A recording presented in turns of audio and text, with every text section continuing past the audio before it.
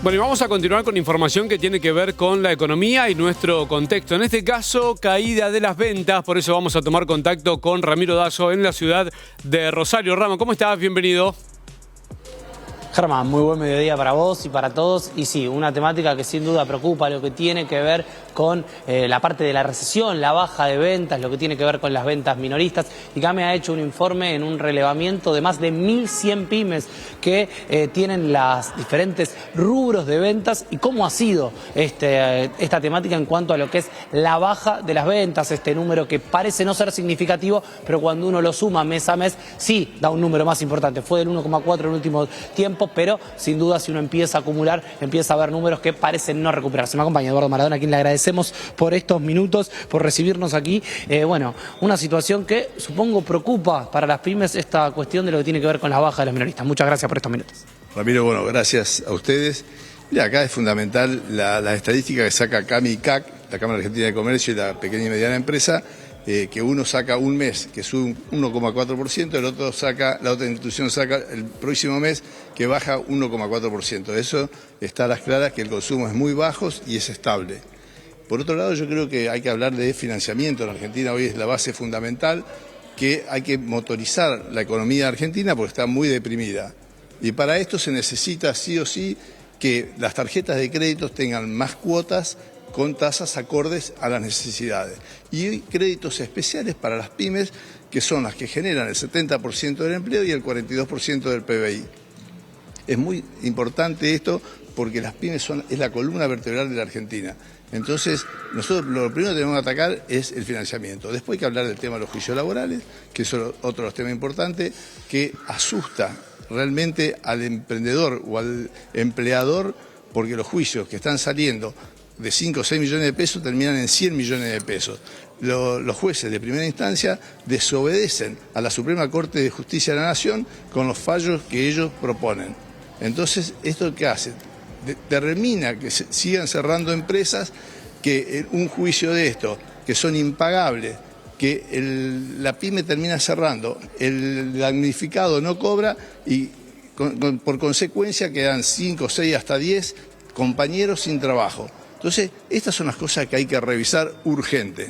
Eduardo, si hablamos particularmente de lo que tiene que ver con el consumo, ¿ven alguna señal que les pueda permitir pensar en recuperar, que se pueda recuperar un poco el consumo?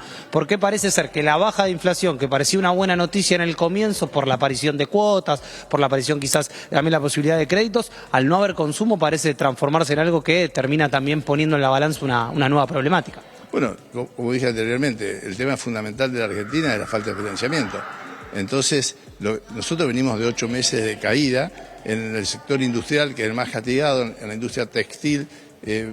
Tenemos un 20,5% de baja, que tiene mucho que ver el tema de la importación, que ha destruido la industria textil, y así tenés plástico, metales, automotores que se recuperaron un poquito, volvieron a caer de nuevo. Sí hay crecimiento en logística, por ejemplo, en transporte, que tiene que ver justamente con las ventas de Mercado Libre. Y después en algunos sectores especiales como maquinarias, porque el campo está funcionando bien, y el petróleo y energía, digamos, en determinados sectores. Por eso, pero si vos comparás, por ejemplo, el 2024 con el 2025, la caída es prácticamente es muy baja. ¿Por qué? Porque el 2024 fue un año tremendo. Ahora, si vos comparás el 2023 con respecto al 2025, sobre todo en todo lo que es industria y construcción, hay una caída de menos un 7%, que no se recupera y es donde mayor cantidad de trabajo se necesita de mano de obra. Preguntarle, Eduardo, por dos temas que están en agenda, reforma tributaria y reforma laboral. ¿Cómo lo ven desde el sector? ¿Cuáles creen que son las claves en estos puntos? Bueno, yo creo que hay que revisar estos convenios. Son convenios que ya llevan medio siglo, de 50 años. Esto se hizo en 1975, cuando en su momento existía, por ejemplo, el presentismo.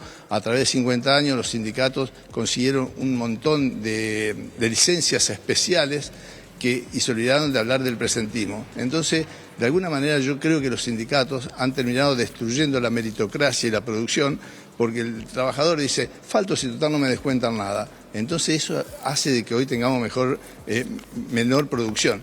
Y en Argentina la verdad que hay proyectos presentados, por ejemplo en el tema laboral, presentado por la diputada Verónica Razzini y por Jorge Eduardo Zamulián, que es, yo digo que es el abogado laboralista número 1, que ya pasó la Comisión de la Legislación del Trabajo y de Finanzas.